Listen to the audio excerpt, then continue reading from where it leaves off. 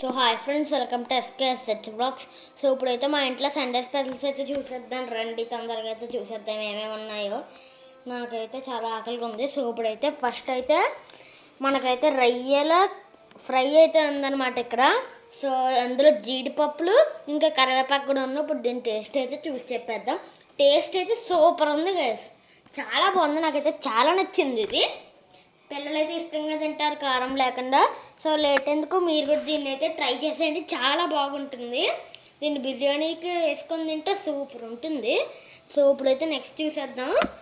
మీకు తెలుసు కదా నాకు ఎలాగో మూలుగ ఇష్టం అని, అందుకే ఇక్కడ పెద్ద మూలుగ అయితే ఉంది. ఇందులోంచి వస్తుందో లేదో తెలియదు నాకు. సో ఇప్పుడైతే నాకు మటన్ ఇష్టం, అందుకే మా డాడీ మటన్ అయితే తెచ్చారనమాట. సో ఇప్పుడైతే నెక్స్ట్ ఏంటంటే బిర్యానీ అయితే ఉందనమాట. సో బిర్యానీ ఆకు అన్నీ వేసి మా మమ్మీ అయితే బాగా చేసిందనమాట.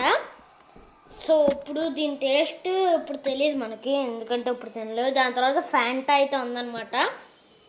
సో దాని తర్వాత కొన్ని ఉల్లిపాయలు అయితే ఉన్నాయన్నమాట. సో ఇవి గైస్ మా ఇంట్లో సండే స్పెషల్స్ అయితే. Like and subscribe, bye. So ఇప్పుడైతే ఇదేంటిది ఇలా వచ్చిందండి,